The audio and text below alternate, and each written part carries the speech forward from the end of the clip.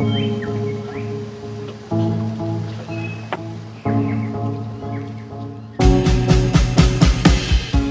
last episode we had some night sailing. That was pretty cool. We had lots and lots of wind. Lots of wind. Good friends and lots of wind. I showed you my new drogue as a stabilizer setup. Some aquamarine farms over in Golden Bay. Some strange behaviour from wildlife. Played with radio and weather faxes and did some awesome sailing along the coast of Abel Tasman National Park. And this time I opened my mouth in front of the camera. Well, this is the first to-camera rant I've had this season. Don't quite know why. It's taken me a long time. I've been filming little bits and pieces. I've been at sea, this is the 12th day now, I'm just going back in now, and I was inspired because it doesn't get much better than this now. It really doesn't. We've got a gentle northerly blowing in, and it's gusting us along at 6.3 knots, and the sea state is like, wow, flat. I spotted another yacht, Oyster, who was anchored next to me at Adele Island earlier in the week, and I thought I'd give chase, just for someone to chase. And we've been backwards and forwardsing for about half an hour now, so that's really cool. I deliberately got above him though, so that helps me. Looks like we'll get in at maybe 2:33. Which I'm pretty sure is the rising tide, but they're not big tides at the moment anyway. So at the same time that I'm creaming this guy at the moment, doing 5.96, I'm also receiving a weather fax. So it all works. I can do this while I'm moving under sail. So the next thing I'll be trying to figure out where to actually put it. Like, I'm quite keen to mount this computer somewhere, but where to mount a computer on a boat? I mean, there's certain priorities, I think. One is moisture out of the wetness. You don't want things to drip on it, or in a humid area. And one of the things is heat, I've discovered. All these electrics and stuff is all very well. Solar energy only works with the sunshine, so you've got to be in maxi sun all the time. And things get hot. And computers are hot and want to cool. So right now I'm thinking I'm going to put it over against that wall over there. Just in there. Next to that fire extinguisher, a shelf that maybe hangs from the top all the way down there, juts out, but you can put your feet under when you're on the berth there. It would also make an interesting place to be able to hang things. So I'm thinking of a rail shelving system, and with mesh on it probably. Mesh being important for the heat dissipation, and it's also quite a breezy spot when you open the front forehatch, so should be able to keep the computers cool, I think. One consideration with that is what happens if the whole boat rolls over and everything falls off the shelf and the shelves tumble around and they become weapons on the boat. I've seen some pretty graphic footage of things like that happening. Wouldn't want that to happen, so I'll have to lock it down and make sure it's pretty well secured even in an upside down position, even the computer itself, which is this tough book.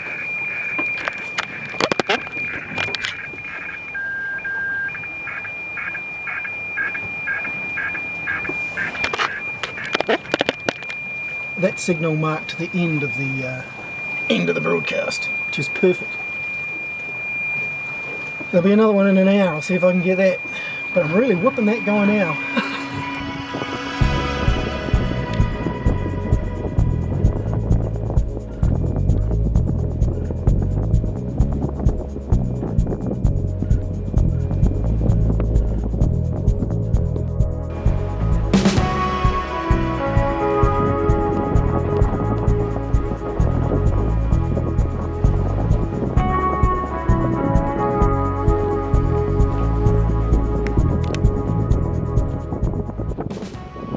Well, strangely, I didn't actually whip this guy. Mr. Oyster was in my same finger in the marina. And he was just tying up as I passed him on the way in, and I said, geez, thanks for giving us a race. And you know, he didn't even know we were racing. He didn't even notice me. It's a funny thing. I'm not even a racer at the end of the day, but I just like to, you know, chase things. I think it's natural. There's a Nelson fishing fleet. Port Nelson. Lots and lots of containers full of stuff for people. Cars from Japan. Logs going out. I just went in, did the shopping, gassed up, watered up, and just got the hell out of there.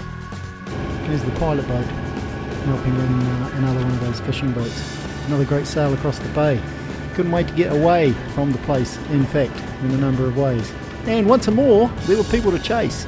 Beauty.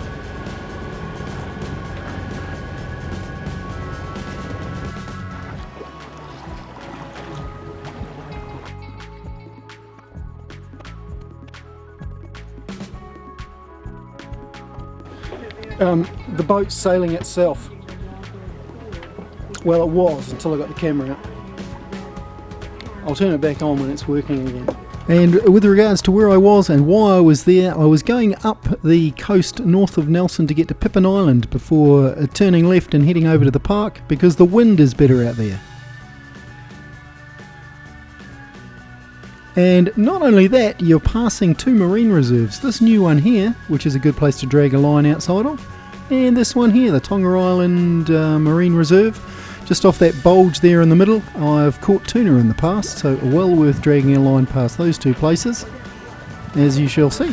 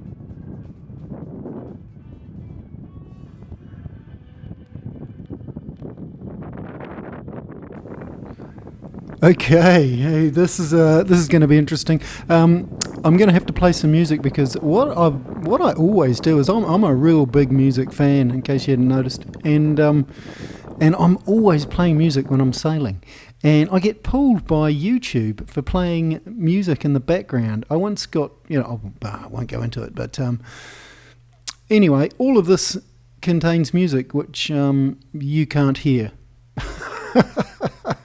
Which bugs me because you can't hear the sound of the waves and the slapping water and the wind and stuff like that. But anyway, it was a fantastic sail across the bay, and then this happened, which was pretty exciting, as you'll see in a minute when it turns up. And kingfish, huge kingfish. The photo I'm about to flash in front of you is not photoshopped. These are the actual size. Never caught anything this big myself, of course, but never mind.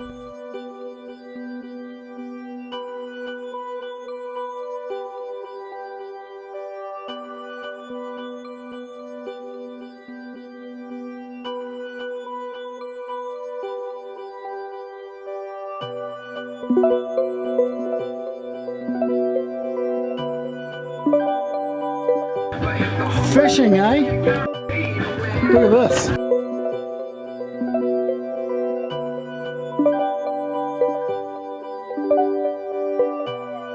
Ugly! Look at this blood! Oh, I tell you, it was a bloodbath. And I had to chuck it back because it wasn't big enough. But it was the first, no it's not, third kingy I've had aboard. It wasn't even close to 75. But man, there was a lot of blood, and most of it was from me.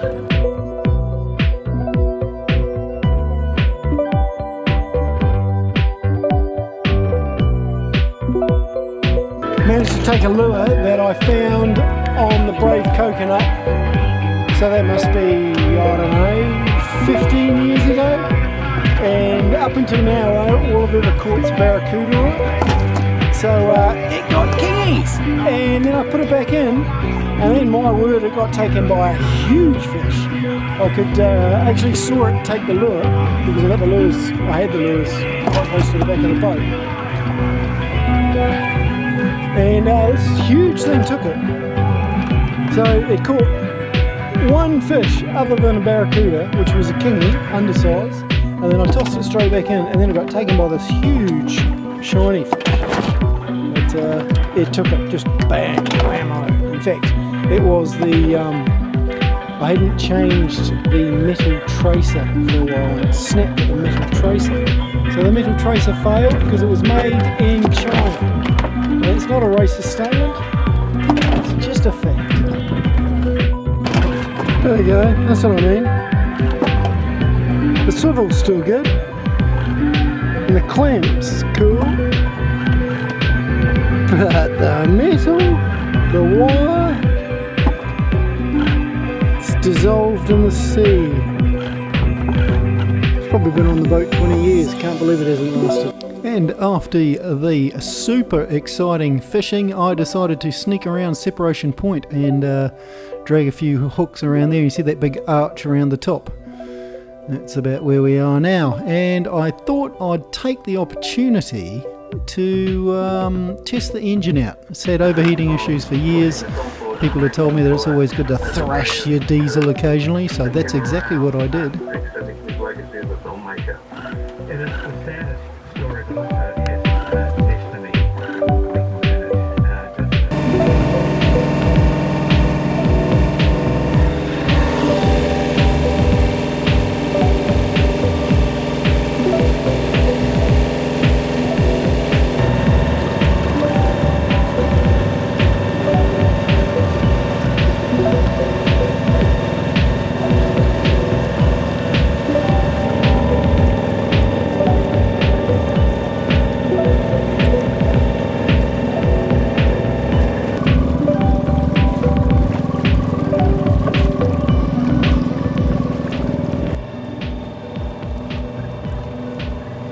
And remarkably, it stood up to it really well. I was super impressed. It's the first time I've ever really thrashed the engine to that sort of limits.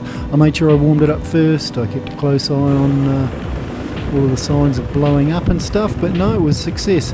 And then I thought I better go and look at Tartar Islands, because I have never been to Tartar Islands in the yacht. So I thought I might make a track on the GPS and the chart plotter in order to find my way around there in the dark one day if I ever needed to. It's just slightly north of Port Tarakoe, which is another place I've never actually been into. I would have liked to have gone in there, but as I was slowly going around the islands, I saw a couple of yachts out in the bay, and from memory it was a Sunday afternoon, so this is a sunny Sunday afternoon in Golden Bay, and there were some big yachts out there. And as I've already said in this video, once you get a sniff of someone maybe trying to go faster than you've just got to go and accept the challenge, don't you? And what I learnt from this experience was that cutters are faster upwind and can go close to the wind. I never knew that. So it's always good to go and challenge yourself. Here we are in Golden Bay. This is Sneak Around Tartar Islands, and these cutters are going to appear on the horizon any minute.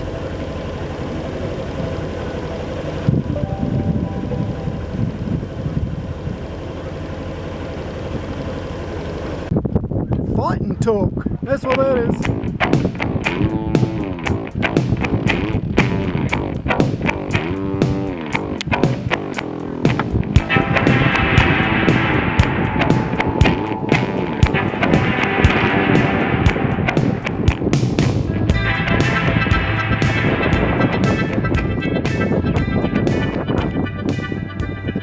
Golden Bay has challenged me. They're a bit bigger than they meet up, so.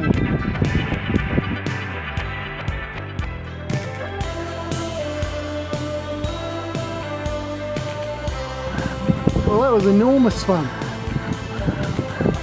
They're just setting up a spinnaker, I think, heading for home. I've just done a 2-3 taps to Golden Bay. So those guys are coming.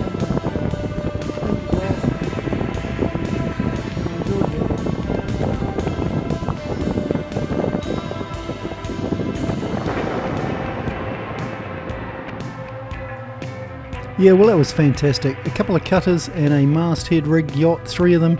Obviously some sort of club or just getting together to go sailing around in Golden Bay on a Sunday. Like before, they probably weren't even aware I was racing them, although it was pretty obvious. We got as far as the marine farm, the aquaculture farm, and we all had to tack round there, and then I decided to pack it in and try and grab an anchorage early over at one of my favourite places in the park, Taupo Point. And there was someone else there, but it was all good. Wally the Wecker, he was there. There was another boat on the mooring which I sometimes use, or pirate, but they ended up going and leaving it to me, which was great. And there was another couple from a boat, and I think the boat might have been parked around the corner, and they weren't wearing any clothes. I couldn't believe that. It's turning into a bloody nudist colony.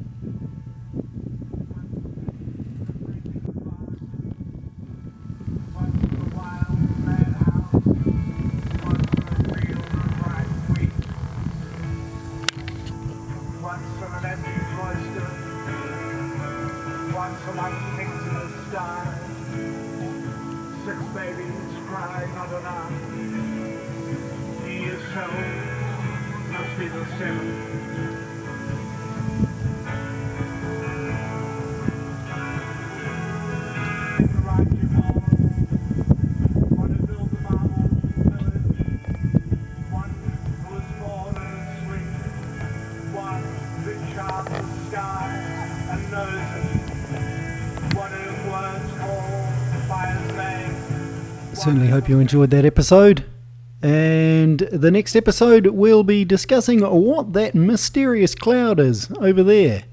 This is the next day. This is one of the biggest fires in the Nelson region. See you next time.